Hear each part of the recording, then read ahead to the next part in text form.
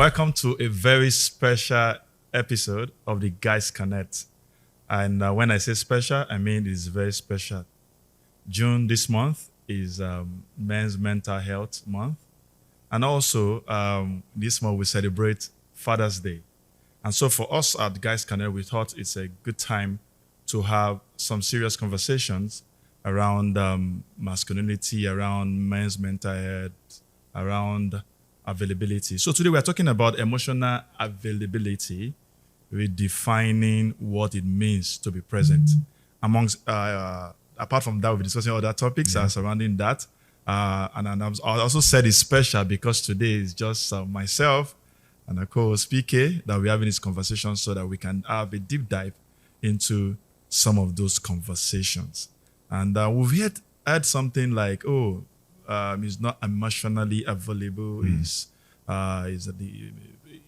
present, but he's present physically, but he's not providing emotional support and all that. Yeah. And of course, there's the issue of mental health. These are conversations that a couple of years from now, before now rather, we're having, but now these are conversations, and I'm happy because it's breaking the norm of men don't talk, and now we're having conversations in different platforms where men are coming, are actually talking, and we haven't seen some good women encouraging their men to talk because statistics shows that almost 75% of suicide are usually men. And these are people who don't talk, and so it's good for us to have this conversation. I'm excited to actually have this conversation with you, PK. Yeah, I'm excited too. I would like to hear from you. From the topic, I think we should start from there. Okay. Yeah, emotional availability. Talking about men not being emotionally available. Especially fathers to their wives, to their children, and even to people around them. And I'd like to hear your thought on that. Let's start on that note. Yeah, as you said earlier,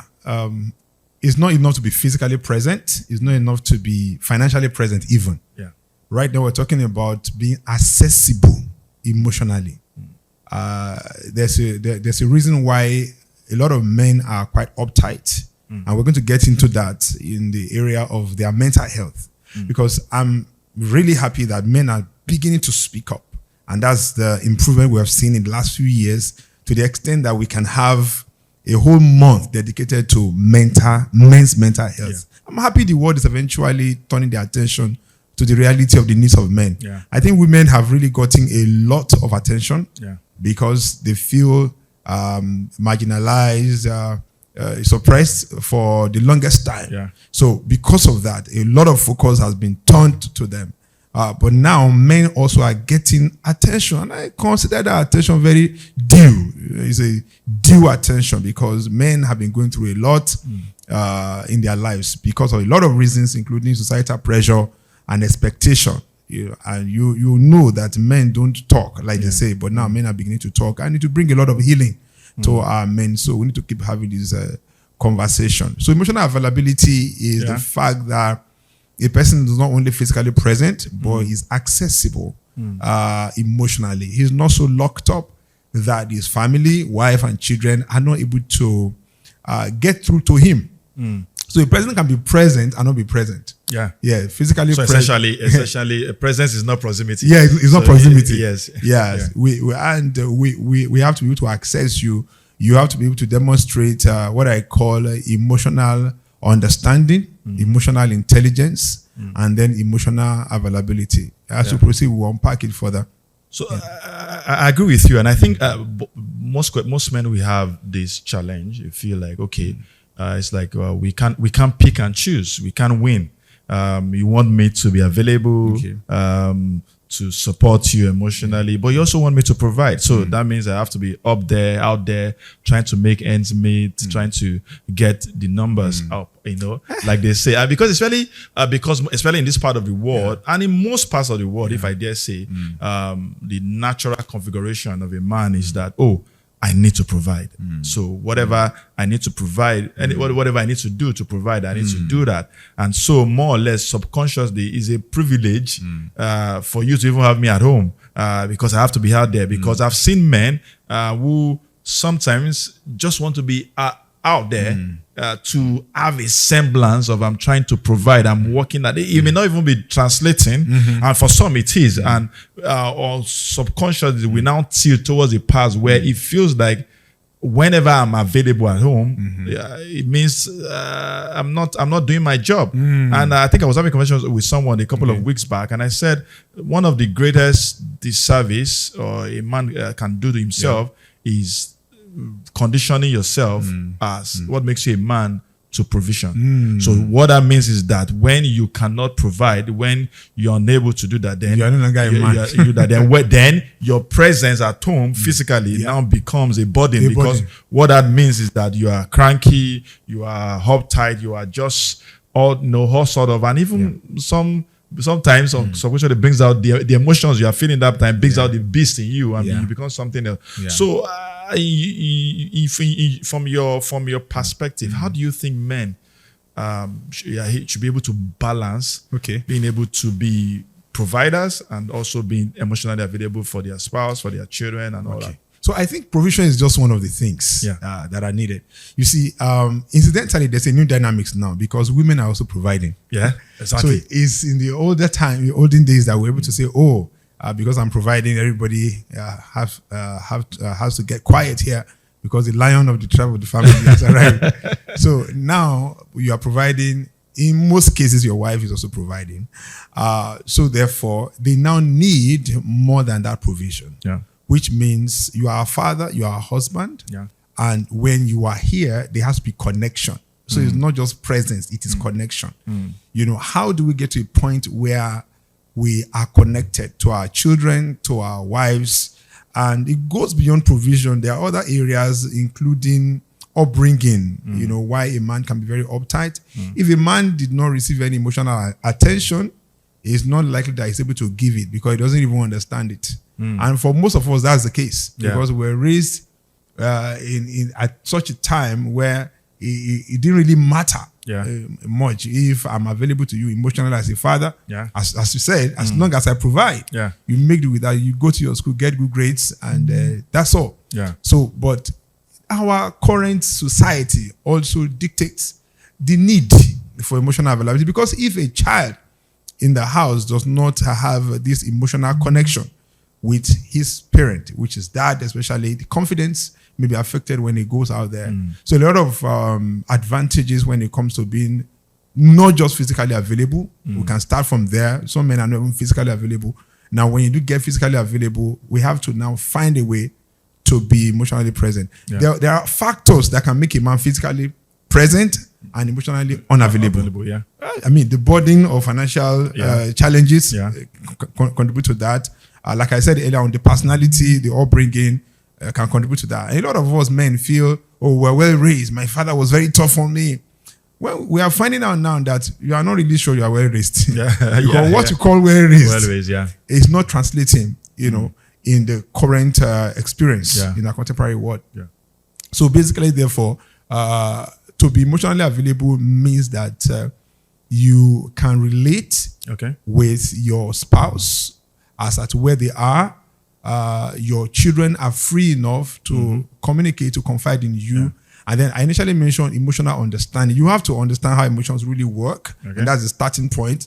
This because sometimes men even suppress emotion, and I'm going to get to that. That's all that thing. Even their own personal emotion, we're being conditioned to suppress that. Men and so cry. So if you have been taught to suppress your own emotion, then how then are you able to even understand somebody else's emotion, or how to even relate your emotion with somebody else's? And I think that's a lot of things, a lot of challenges we have. In fact, there's something. Sorry for cutting you. There's something that I wanted to hear your thoughts on. I think a lot of this problem or these issues started from conditioning.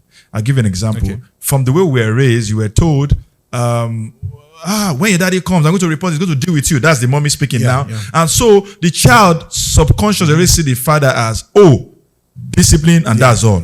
There's no love. So they use you to threaten them. And so you are the bad cop. Then mommy is the good cop. And before you know it, you grow up thinking that daddy is not meant to be loved. And he's not meant to be loving, and he's not meant to be loved back, because it's not so you cannot. You have been conditioned not to associate that to him, and so. If you are a boy child, so you grow up with that mindset, you replicate because you are mirroring what you've seen. Exactly. And so you can see how the cycle, it goes on. We pass it, and then we are building men who don't know what to do with their emotion when they are dealing with their lives. So they are going through the lowest moment of their life. They don't know what to do. So they don't know. They've not been taught to talk to anyone. They've been taught to suppress that. So what they do is suppress, and there's a way you get into suppression that it leads to depression. And before you know it, you hear that somebody who saw yesterday that was greeting us, committed suicide, and you are trying to figure out how that happened because that man had never been taught to express emotion. He's not been taught. He's been taught that he shouldn't cry. Something I've been doing lately, and I would like to be vulnerable here, is sometimes I just want to deliberately reflect on the things that are on my heart, and I cry about it. And I see that it's therapeutic. You are human. It's a therapeutic for me. So I just feel like letting that emotion out at that moment. It may be even within or with my spouse. It's therapeutic.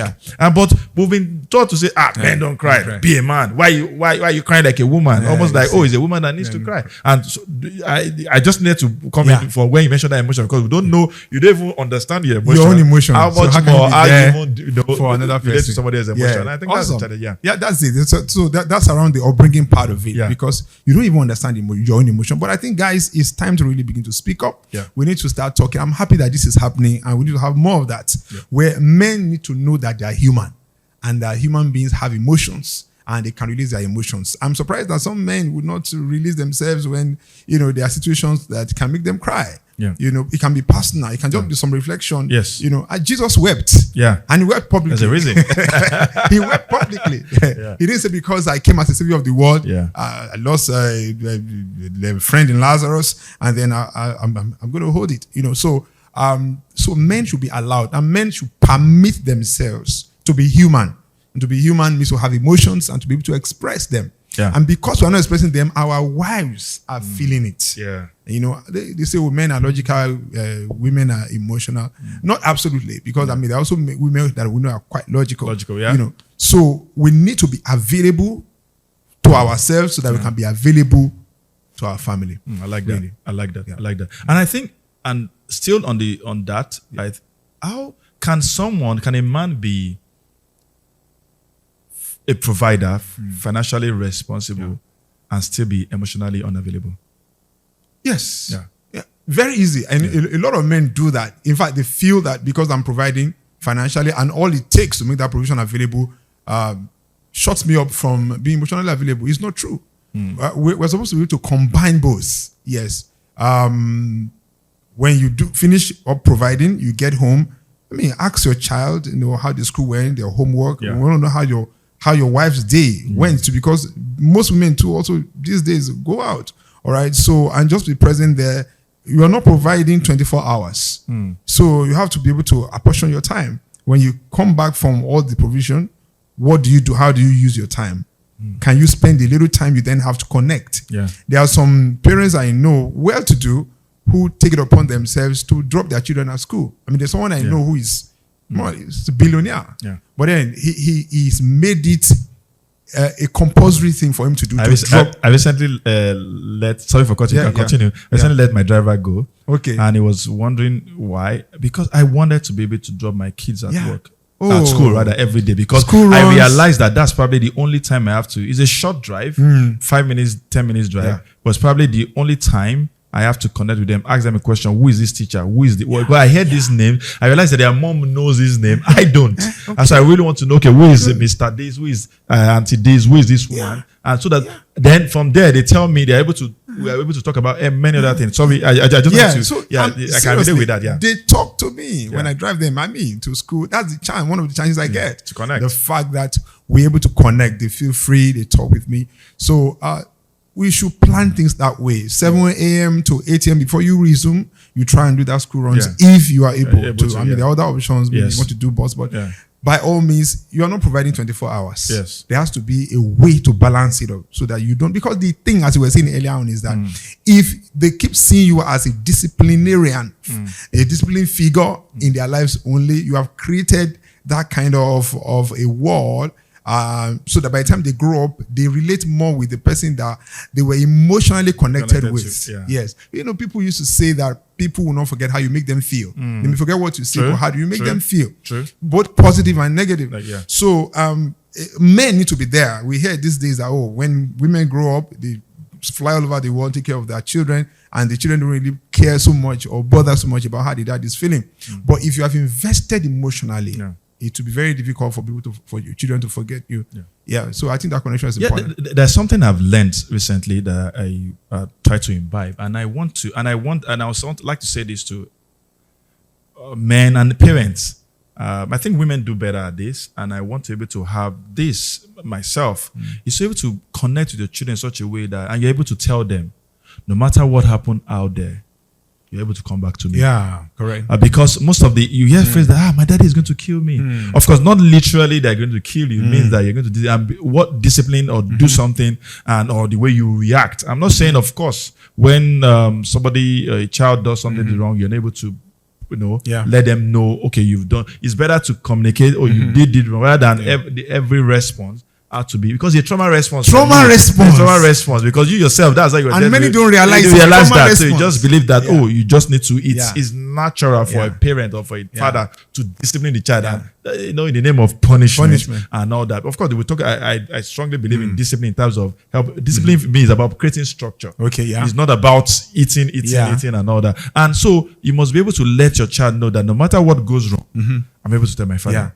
I went to my daughter's school recently, and I was having a conversation with the principal when they said, she did this and did that with some of her friends. I said, this, that's not my daughter. This, that could be her. And the man was like, how did I know? I said, I know my daughter, because we have conversation. I know what she can do and that she training somebody. That's somebody that's going to poison the person. I said, no, that is not my daughter. But if you say, she's fighting for her rights in the way I stand her ground, that's my daughter. She can go all hell to do that. So all had to do that. So and the man it was interesting for him to know that I was able to know that about my daughter. But that only comes from trying to deliberately engage. Very important. Even so, and guess what? Before I was even called, when she got home, when I went to pick her, she told me the whole story before we even got home. That Daddy did that. This one I did. I know it's wrong, but this is in case you heard it. I didn't do that. And so I was able to do that, and I was happy. Even though, of course, I had to sometimes just say, I'm disappointed. You could have done this. I had those strong conversations with her. But at the end of the day, I was able to also reflect and say, I'm happy that she was able to tell me that. And I think most men, we need to do that. I'm not, of course, there are other areas where I need to also improve. I'm just saying like something I've learned. I don't want to be the one who is always, the one that daddy must not hear, be the lion in the house. But to be able to connect with them. That's what, that's all about. And I'm really finding out, you see, that men, you need to relax more. And as men, we need to be careful. Whenever you want to speak or react, ask yourself, is this trauma speaking or is it me? Yeah. I've gotten angry, so much at one because one of them was naughty and we were driving and I spanked him from the front. I didn't know the older one noticed. Later on, we're talking about how not to get angry. Do you see me get angry? I don't say, yes, we were angry. So we have then, so for years, I tried to master how I react to them. Then one day, of course, I got a bit angry again. And I just asked myself, who just responded to this? Is it me or is it trauma? Is it my upbringing? Am I just transferring the same way that, I got when I was growing up? So we need to be able to sit back and relax and think before every course of action. Okay, I want to bounce on you because of what you just did, or I want to take my time and reason it out and see the better, more healthy or healthier way to handle it.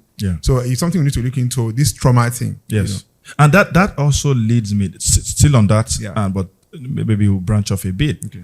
And I think and I'd like us to talk about this, and it's a bit, it helps us to reflect. Okay. And I think maybe it can help other people watching or listening to this to be able to also take something out of this. is that a lot of us have become who we are now as a result of how we're raised. True. And with fairness to the parent, they were doing their best that they know. But that itself are now cutting short some people's destiny in terms of what they could have become. Because sometimes, I realized I was growing up and I realized that sometimes because you want to be the good kid, I'm not saying being the good kid is wrong. It's very important that we be the good kid. You somewhat, because of the fear of the punishment you will get from the mistakes you make, then you become risk averse. And because you are risk averse, you are not able to take opportunities when they come. And you can't try it at all. Not because you couldn't have been better at it, but because you've been taught that for every mistake you make, you'll be punished. And it's almost like as if it's a fatality for every failure. And of course, that was the reason why I could relate to one of Masadado's book that talks about your failures are not fatal. Not fatal. So able to some of us grew up like that. So subconsciously we want to ensure that. So even when we do things right, and because we were obsessed with doing things right, if we don't want to everything that we want to do. If we analyze it, we don't want to go take the risk. And because it started from that is going to beat you, mom is going to be angry with you, and all that. So because of that, you want to withdraw, and because you want to withdraw, you are not creative enough to take risk and to be able to get better at this. And how much of that is affecting men's emotional health? And I think that's conversation. That's where I'm actually heading with that. Yes, it will affect it. You see, because before you react to anyone else, you are coming from somewhere. In education, we call it entry behavior. Everyone in any situation came with something. So into a marriage, into parenting, you came with something. And someone says the illiterate of the 21st century will not be someone who cannot read and write, but someone who cannot learn, relearn, unlearn, and then relearn. So we have a whole lot to unlearn and relearn. So I see generational gap now where older people are not understanding the new generation. Things are changing. And the responses that are required are also changing. So it calls for introspection, really, and say, okay, this is how I've been raised. And before I respond to any situation, am I responding from a very wholesome place, or trauma is responding? Okay, so we need to be very sincere, authentic with ourselves, and also quite very honest. And say, okay, this is what I went through. How much good has it done me? Do I want to pass the same proclivity to the next generation, or I want to filter it and ensure that what they get from me is better than what I got? So it calls for introspection. It calls for honesty. Now, because we hammer this honesty because there's some parents who insist that that's how I was raised, and you see, I turn out well. Well, we can't say actually turn out well. Turn out well. You turn in a lot of ways. Because if people knew the versions they could become, that's it. You know, I can buy a car. I can buy with no shade to any brand. I can buy a particular brand of car, maybe Toyota, maybe latest model. And I felt I'm successful. I bought the best car possible. But if I knew that I could buy maybe a sport car, a Ferrari or even buy a plane, would I would say that I turned out well? So because it's not that we define turning out well, it's very relative, within the restricted confines of what we're able to know that we can become. So sorry, that just there is an adage in that Yoruba that says that if you have not gone beyond your father's farm, you think it's the biggest. Exactly. So we need to look into that before we admit or say that we have turned out well. And you see, it's good for a man to heal, because if you don't know what your healed version can bring to the table, you are not motivated to heal. There are a lot of men I'm meeting and they just feel they're okay. They just feel they're perfect. It amazes me. Because if you knew what if you know, number one, you have to recognize that you need healing. A lot of us Africans, including myself, would not even agree before that there's any need for any healing. But you see, a lot of men in Africa, in all over the world, are traumatized. Africa more. Because of how we're raised, a lot of anger, the fact that your parents are not able to achieve certain things, some of them live with anger. Some of them, in the name of discipline, they have taken it to the extreme. So all these things are in a man. And then the man now gets married and have children and thinks that, for these children to be disciplined, it has to be the way it was, how it was raised. So the issue is, how well did that really turn out? And you have given a very good analogy. You see, if you think you have turned out well, it's relative. Maybe you can even do much more than you're currently doing. So if you want to really maximize who we can be. We need to introspect. We need to be honest as men. We need to relax. A lot of young men today are so traditional that it amazes me. I'm talking of young men, and they still insist that things have to be done the way it has always been done. Yeah. How well? What was the result of how it was done? So why do you want to perpetuate the same tendency? You see? Yeah. So it's something we need to really look into and be very honest with ourselves as men. Let's get a bit personal. Okay. Then I'll probably we'll go one or two other positions. Then probably we'll just wrap this up. Okay. But because it's something that's been on my mind, and I believe at the beginning I mentioned that this edition is the Father's Day edition, and I'd like us to reflect of fortunately or unfortunately. I don't know. I say but I say fortunately because they are with the Lord. We both lost our fathers. But I just wanted to reflect on some growing up. Personally, how some of the things you learned from your father, and some of the things that you probably feel could be better, that you are probably to do better with your own children. We are both fathers now, so I'd like us to probably look at from from introspection, looking behind and looking forward to say, okay, from the way I was raised, what are the things that I feel this good, but this maybe could have been better than how that is affecting or redefining the way you are being a father now. I think I still remember my dad. I think yesterday till this morning. My own experience, I would consider it a bit unique. I was quite privileged for the kind of father he was to me. You see, he was a man that I believe lived ahead of his time. I remember 1996 exactly when I finished my secondary school, and I couldn't get my result because one day I had gone on a break with a friend of mine, and by the time we were coming back, we were coming late. So the school gate had been locked. We had gone to my friend's house to eat. So on our way back, we had to pass through a broken side of the fence. Okay. When you walk through that place, if you are caught, what they don't say you walk through a fence, they say you jumped over a fence. So I was caught. Me and him were caught, and immediately we're taken to, the teacher called us up and said, hey, you guys jumped over the fence. Before we knew, the principal knew about it. And my dad once taught in that school years before I was born, before he moved on to politics and other things. So the name was quite respected. So I felt very ashamed and awkward that I had to stand in front of the principal for having jumped over a fence, even though I didn't jump. It's a broken wall and you can walk through. So, and then eventually, before I could get my result, my mom had to tell my dad, see, this is what your son did. My mom was ready because I had to bring a bag of cement to get my result. My mom was going to do that. But she felt she had to tell my dad. So I was surprised what my dad did. Maybe previously he probably I would lie down there. When we're much younger, lashes, 12 lashes or 6 lashes. But then he just told me to enter the car. I didn't know what he was going to say. We just started driving. As we were driving, he started talking calmly and asking me a question. I said, that my son, that if I heard that he heard, they said I jumped over a fence, that I should look at him, of all the things that he has ever done in his life, as he was looking at somebody who would have jumped over a fence. That there are certain things they could tell him that I have done that he would okay, maybe he took it from me, but that jump over a fence, I felt very broken, and I felt, well, I'm so sorry, and I explained what happened. It wasn't a jumping. So I think he modeled to the best of his knowledge. He wasn't a perfect man, but the best of when he come, maybe because he was a teacher at some point, what he meant to. He was a disciplined person, a disciplinary, but he is very psychologically in tune. With his children, and I appreciated him for one thing, which is risk taking. Like I used to say in some interviews that at age 17, he could send me cross state, cross country, basically, for a business to sort out something, to represent him, to sort out something. So until today, trust is one of my own love languages. If you believe I can do it, I deliver more. So I took that from him. For some of my other siblings, I think he was. We are more stubborn than each other. Some people I'm not sure everybody can talk to them. Exactly.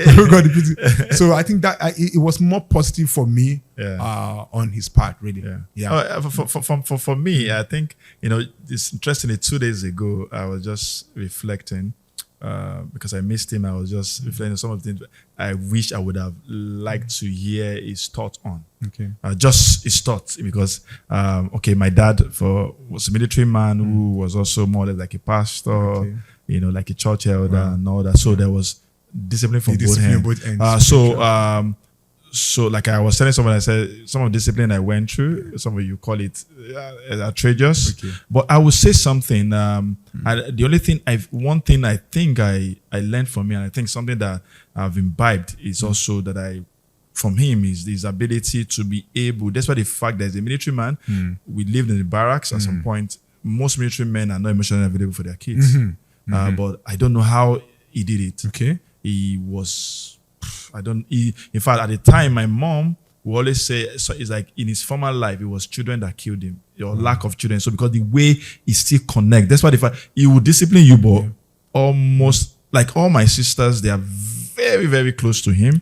And of course, myself and my younger brother are too close to him, and you can see how deliberate. My father would sit down as a military man coming back from work, go through your exercise book. What did you write in school? He wants to know that this was not somebody who was a university graduate. He wasn't. He was, of course, but he knew what he could do. He tell you how to did you write. Try to be involved. You could have just said, I fed you guys. And I sent you guys to school.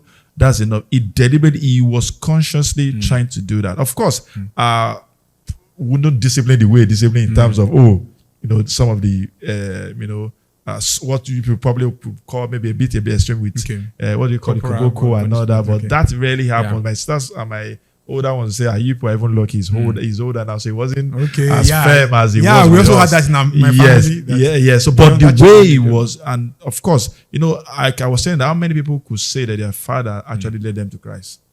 So for me, it's something that I see in him that I always want to be able to replicate. And of course, in terms of bring structure and still be able to connect with the children. I don't, apart from probably, when we're younger, some of the things extreme things you probably do, go and play football longer than when you're supposed to come and help and leave the work you're supposed to do at home, chores. Other than that, I don't think there's anything that probably happened in school that I probably would not tell him, to have that conversation. So for me, I think I like that part, and I feel most men need to do better. I think, thank you for that. I think humility is very key.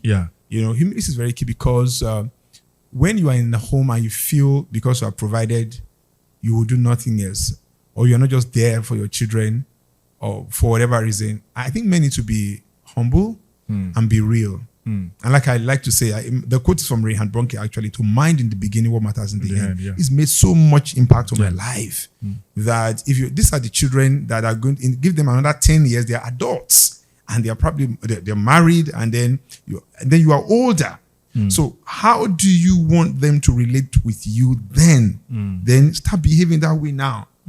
And we have to be able to model the right kind of parents to them. Not just by ourselves, but how we relate with our spouse. Exactly.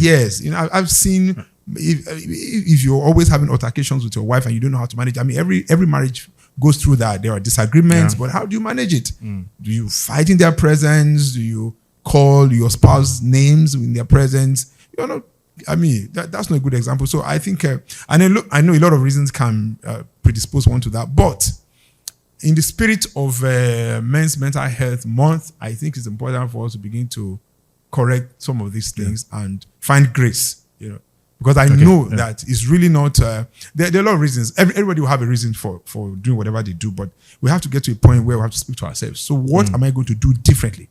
In order to turn out better? When it comes to emotional availability, we have given it to the men that there are many reasons. Financial pressure, societal expectation of how a man should behave, and sometimes midlife crisis. Going to hit your late 40s to early 50s who have not done this. You said almost all the things you wanted to become. You're far from it or not even close anywhere. So you feel that what was there to laugh about? You're in the house, you are tired. And then listen to your children. Recently in our church, we got talking about love languages. So we just wanted to ask the children, so what is your love language? I knew their love languages, and I was not disappointed. That I'm happy that, especially for the first one, he started speaking quite early, started reading quite early. So a lot of questions he will ask. The challenge is he talks a lot. So he would express himself for a long time, but somehow I just found that I needed to listen. It can really stretch, and I feel I should be doing other things now, but I listen. So I wasn't surprised. They called me talkative when I was growing up. Okay. And that didn't help. I just remembered. I'll never forget. One of my teachers wrote in the report card, excellent result, but talks too much in class. That almost killed me. Those parents and teachers need to learn this. Yeah. See, talk too much, can mean something else. Yeah. Can we explore? So why don't expressive? Yeah. Okay. Rather than talks too much. And it affected me. You see. And that's I know we're talking about trauma. That's how some people could have become something else. It took me a longer time, probably in my university, to start, because thanks to the fellowship and all that, where you have to speak and all that. So because I just felt like, once you're talking too much, it means that you are doing too much. So you rather just keep quiet and all that. So in fact, I'll do assignment for my group, but I'll not present it because I don't want to talk too much. No. Yeah. So I'm happy that these things are coming up, and I'm going to do a lot more on that. So eventually the child said, well, to be listened to. That's you just like people to listen to me. I say, okay, good, I'm right. That's interesting. So we just need to, and then we need to take things a bit lightly for men. Okay, so because this is a home, and when you are gone, you've been the lion out there. When you come back home, this is home. We need to be down to earth. Yeah. We need to forgive fast, because at the end of the day, this is I was watching a podcast recently, how that a lady, I think a man was struggling financially, and maybe you've seen it, how that he was ransacking his entire wardrobe to look for I think I remember. small amount of money, like 20 naira. So you're only to find a whole lot of money in the wife's coffers, kept somewhere. You see. So I know there may be a lot of reasons. Maybe you are not pulling your weight. So I'm not going to let you have this. But at the end of the day, as long as you know you are not married to a devil, and I was looking for that money for their child. For their child. So I think we need to take things a little bit more with a pinch of salt. Because at the end of the day, just have a long range perspective. Okay. So what if this happens? So who am I to this person? So as much as these things, finances and all are very important, we need to treat things a little bit sometimes in a softer way, because the person you are dealing with is more important than the money. And you can imagine what happened. Look at the guy, like 3-4 years after, he's now well-to-do. Yeah. You see. So nothing is permanent as long as you know the kind of person. So knowledge is very important. Who am I married to? Is it deliberately not trying to do this, or he has made certain effort that is not turning out well?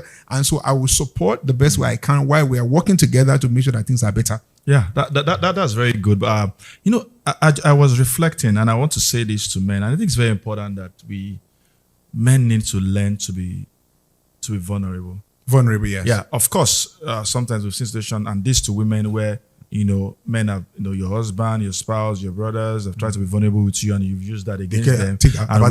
With most men, that is once that happens, that's a straight road path to secluding themselves, and before you know it's something like that. Because it's very important. I know, because we're talking about mental health. I think women and also men, fellow men, should also learn to read through the lines. Sometimes most men don't know how to express emotion, so sometimes they express it in a different way. I'll give you an example. I was seeing a video recently where the man was outside and had a roll of thread, and was sitting down waiting for it. And the wife asked him, "What are you doing outside?" And the man said, "I think like this copper wire thread I used to So it was a big bunch, but now it has reduced." And the guy was saying something, and I was like, "Oh, she didn't get it." He was saying that, "I'm looking at this, and remember when I bought this so many years ago, and it tells you this has reduced." Almost like he's trying to tell her that my life is gone past me now. Wow. I'm almost done. Wow. And the woman said, "Will you stop looking at that and come and take out the trash and all that?" You see a full-grown man sat down outside with a wire roll and is looking at it. And for the first time, you asked him what's happening. He tried to explain to you, even tried to connect it with what he was thinking, but she didn't get it. And you expect, and suddenly you hear that man committed suicide or did something, and you feel like, but he never told anybody. You need to pay attention. So, of course, we tell men to learn to express, but we're also saying that people around men, be it fellow men, be it women, should also pick between the lines because most men are not trained to be able to express. So when they do, we should cherish it. I'm not saying, of course, we should just let them have a free pass at everything, but there must be a reason. Sometimes in our jokes, in our, in our other things that we do that may not make sense to you. So something is being said, and it's very important that we know that. And that leads me to, I'll say second to the last question. I want us to talk about how then do we teach men? Because most men, especially in part of the world, have been trained to be provider. And I've noticed a trend where most family now dynamics have changed. Is that the women are earning more, or in cases where it may just be a season of your life where dynamics change. How do we help men, or what is your advice or your thoughts on how men can be fathers, can be husbands beyond just being a provider? A provider, okay. So I think, of course, being present is what we're talking about here, and listening. First of all, listening, being at home and listening, and a lot of men don't listen. I think a lot of us are just consumed with what it takes to provide, and then we don't really listen. I find that people talk and people don't listen. I'm happy that you raised that issue of women paying more attention to the men. If you see traces of anything, reading through in between the lines, then there are other situations where the women will be speaking, and then the men are not really listening. For example, a woman may try to imply to you that because of my kind of work or because of what I've been through recently, I'm not able to be available in this way. But because I feel this is what I want, I'm not hearing what you're saying. That's very unkind. Yes. But I also think that we're going to get to that point where we discuss intimacy and the fact that there are certain biological realities, chemical realities that our spouses, face. And the place of emotional understanding and intelligence also comes to play. So that when your wife is explaining to you, "Oh, this happened at the office. I've been going through this," then you're able, rather than project what you want, how important it is, right? You're able to see what the other person is saying. This aspect of people listening or just hearing sound but not really hearing what the person is saying is so critical. So there's no empathy. There's no empathy. So we need to increase in that, where we're able to listen and really listen good and not just hearing sound, because people are just waiting for what you're saying. I'm still going to insist on what I want. I'm not listening to what you're saying. So apart from listening, we also have to be able to demonstrate understanding. Like I said when we were studying, emotional understanding is different from emotional intelligence, and it's different from emotional availability. When you understand what are emotions, and then we'll start with that a bit on how that a man must understand his own emotions, and then the emotion of people who are around him, your children's emotion, your wife's emotion, and then emotional intelligence is then how to navigate this understanding that you have. Okay, this is what I need to do if a person is feeling this way around me, or this behavior of this person, this is how to react, this is what not to do. And then the third level is now, this is how I can be available to this person. It's about listening, and let's speak up more. Men, I'm happy that we're speaking. I see a lot of men speaking these days. Let's keep speaking up. It's helping to unearth this thing about men don't talk and everything. So I like that. I think there's something I like to reflect a lot. And for me, I think it's one of the way I learn. I learn from things that are around me. I think and I'm speaking this to every man, just like the day is, you can learn from the day. There's morning, then there's a time of the season where there is so much sun. Then the sun goes down, and before you know it, everywhere is dark. But you can almost define your life by those dark moments. If you don't have the understanding that it's just a matter of time. The cycle comes again. The same way, seasons of life. There's a time where now we're dealing with, maybe with rainy season. Before you know it, you're almost begging for a couple of months back. We're almost begging, can the rain just fall? And the rain falls, there's so much mud. Before you know it, that's how life is. And you must be able to understand first that you, your wife, your children are also having those changing seasons. And that's why the ability to be emotionally available, to understand that your wife may not be intimate with you, for example, every time. She may have so much on her mind and just she has circles she's dealing with, she has hormones she's dealing with, she has children to do, but vice versa. There are moments in your life where maybe you're a business person, everything is looking like good. Another season, everything's looking like as if you are not even working at all. It makes it look as if the effort you are putting in not translating. But your ability to emotionally connect, just like the day has a season, just like life itself has seasons.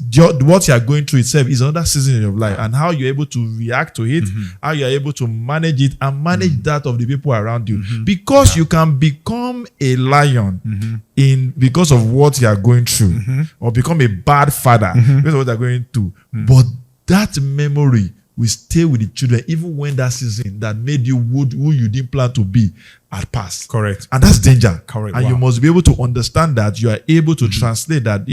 It's the same daddy that you knew yesterday, that's still the day. It's just that things are happening, and you're able to understand that this season too will pass. That's some ways to use the phrase, this too shall pass. Sometimes it seems as if we're just saying it, but it's the reality of like it will pass. There was a moment ago where I just looking at that. I just probably want to go back to secondary school again. Not just you have that freedom of nobody is asking you for, send me this, send me that. And there's another moment where you wish you could be something else. And that's how the season is. Absolutely. And the same way, you must see your spouse as you.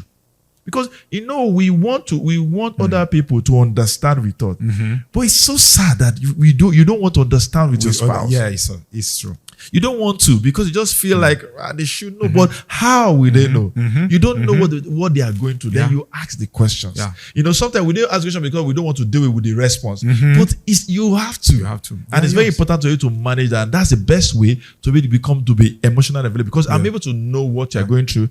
I'm able to. That's sometimes when my wife will tell my kids, "No, it's not a good time to ask daddy for this," because she knows that maybe daddy is struggling financially at that moment. So my response may not be as good as I would have wanted to. And it might even put me into a position where I don't like, so you're able to manage that. And I'm able to do the same thing for her when I know that, my mommy is stressed at work. Because for example, I know that certain months for her at work that is work is piled up. So I'm trying to ensure that, you're providing that cushion. You said something about kindness. Yes. Your wife is you. Your husband is you. But the problem is that we have a lot of people in marriage where they are not seeing that. They just see that two entities who came together to start a business. No, you are the same person. You are one. And you must be able to translate to each other. What is, I can't take, is it because I'm not working now? She wants to take the school to take children to school. Your time is flexible now. It's your children. I was telling someone that the reason was that, boss, one of my staff was saying, why are you the one thing? And I said, taking the children to school. I said, I want them to be able to watch them when they grow up and do interview. When they say, what is the earliest memories of your dad? They should be able to have something to say. Beyond just he bought ice cream, he bought pizza or bought clothes for them. Say, I remember I was proud one day I was in the car, we were driving and we were playing this music. I think it was T.Y. Bello and Great Man. And the rap, I don't know the rap. Okay. They were rapping with my daughters, and people were like, daddy used to play it for. So I was happy to feel that they could link that to a memory that connects us, because I'll play to them, we both sing together. The part I don't know, okay, they will learn. They went to learn the lyrics, and they were able to do that. The same way, if it was something bad if I was crashing out on them, they will remember that memory. Correct. And that's the danger. I'm happy you mentioned lion, because that was the thought in my mind, but I'm going to came back now. See, Jesus is called both the lion and the lamb. So if you are saying, I'm a provider, I am not going to be emotionally available, you are not balanced. You may be struggling, and you need to admit that I'm struggling in this area and I need to work on it. Don't bully your way through and saying, because men feel to be emotional is to be weak in a way. There is that. You see, there's that. But that's almost like the general consensus. That's to be emotional. But at least to your family. The family, they need you, because at the end of the day, they're the ones that will be there for you. When all that you are doing out there, when you are done, is the same home you are bringing it back to. So that availability, remembering that, you can be a lion, but you can also be the lamb. And I like the way the life of David was summarized towards, I think that should be in 2 Samuel. They were talking about him and said he was a warrior, and he was also the sweet psalmist of Israel. So how are you dealing with wars? And then you're also, being a psalmist. There are two different emotions. To be a musician and to be a soldier. You see? So that is the dexterity that we must embrace and learn. But rather, a lot of men they want to bully their way through. They don't care. They will tell you they don't care. This is what it ought to be. I don't have time for those. Those are for women things. But it's going to affect your wife. It's going to affect your children. And at the end of the day, the memory they carry of you may just be this fierce, disciplinary person that they don't want to anything to do with you. A lot of children are emotionally detached, from their old parents. They can send them money once in a while. And at that age, all a parent may be looking for is not even about the money, but the presence. They call, they call. They just want you to be there. They want to know that you are there for them. But then they didn't sow that seed, although they sow a lot of financial seed. Okay, and you labored through your life to send them to school. That was important. They appreciate you for that, but they are not connected to you. So this thing is so important. If you are a Christian, for example, and Jesus is the person you look up to as Savior and Lord, he was emotionally present for people, for us. He cares, carries children, loves people. Children love him. So we need to balance this thing. As important as providing is, listening is important, empathy is important, understanding is important, and putting yourself in the shoes of the other is also very important, like you said about husband and wife relationship. Okay, we are pressed for time. I think we'll look for another time because there are other part of these conversations I want us to have, and I believe strongly that we'll look for a time to have this conversation and probably have it more often. But I'd like us to leave a final thought. And actually, we are talking about men's mental health. We're talking about Father's Day and all that. I'd like to hear your thought. I'll probably share my thought, then I'll allow you go next. Then we'll just call it a wrap for today. And I was reflecting, I think yesterday, and something came to my mind, and I want to speak to men. And probably it can benefit women listening also. Sometimes one of the most important things that you need to give men, be it your spouse, be it your brother, your father, is the consciousness of the fact that you see them. They want to be known to be seen. Because most times the reason why men take their life, the reason why men go into dark places is because they feel that they are not seen. The thought of nobody cares. The thought of I'm not being appreciated. I'm not doing enough. Because sometimes we are self-critical. We want to, because you already put yourself on a particular pedestal, or in some cases even comparing that that this stage of my life I should have been this and not that. And so it feels like you have not been seen or you are not measuring up. There's a reason why, and there's a scripture that came to mind, and which when Christ saw at this, I think it's Nathanael, and he said, when you were under the tree, I saw you. Yes, and as simple as that statement, people don't know how powerful that is. I saw you. I saw you. You acknowledge the fact that even when you thought nobody was seeing you, I saw you. That for me, I think, sold him. Because imagine when you are in your dark places and your spouse, your wife, or your husband, or whoever, is able to tell you that, I see your effort. It may not be translating, but I see it. I see you.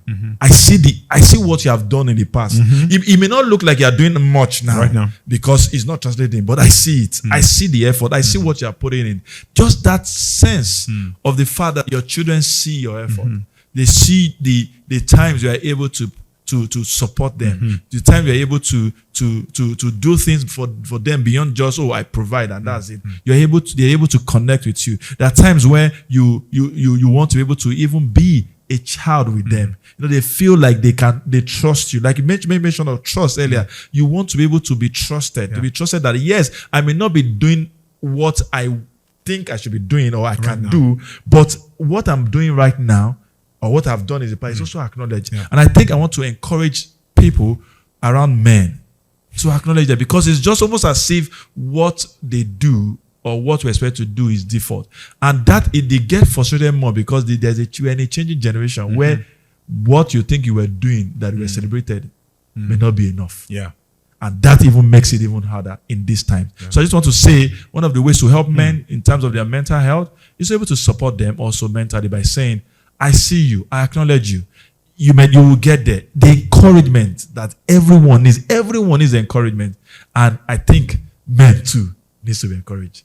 Thank you so much for that. I saw a post yesterday from a friend saying what men can do now, what makes you a good man, a strong man now is to be able to rest. There's a way they coined it, but they're just advising men to rest. Okay, I know we are pressured on every side, but please find time to rest. Find time to speak up. Yeah. You don't let your voice be heard. Find times to have friendships. We need brotherhood now more than ever before, where we can communicate and then learn to also listen. So how do I, on a final note, get emotionally available more to my family, practical times? I mean, we've talked about listening. Sometimes you want to take walks. You want to take a walk with your children, with your spouse, where you get a chance to be relaxed and to listen. And as much as possible, consider what you're saying. Put yourself in their shoes. This is your significant other. This person, your spouse, is very important. And think long range. So what do you want in the next 30 years? What do you want your next 20 years to be like? Do you want to be a lonely old man somewhere, tucked somewhere, or you want to be someone who has released a lot from yourself emotionally to be there for the other person, and you are connected with your family, and as a family unit, let's be there for one another. So I'll just close on the note of saying, be there. Be there, be present, and be there. Thank you very much for that. I think it's very important to know that your family doesn't just need your effort, they need your presence. Because one day will come when they will not just remember you for all you provided. They remember you for the memories they created with you, for the time you spent with them, and for the impact. Because I tell people that you don't live in the time, you live in memories.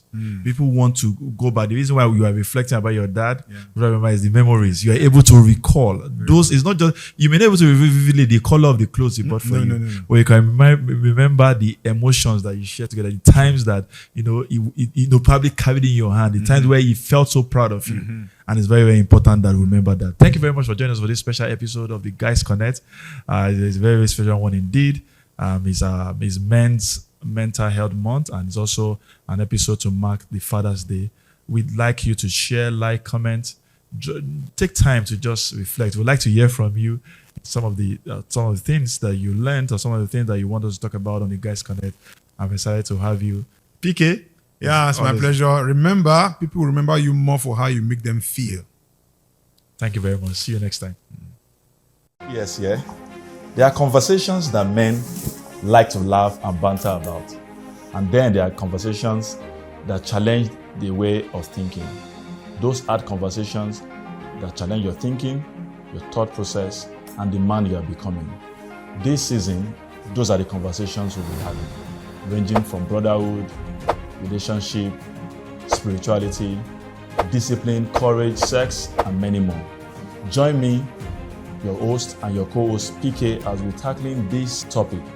New faces, the regulars will be joining us as we talk about conversations that truly matter. Welcome to the Guys Connect podcast, season 4.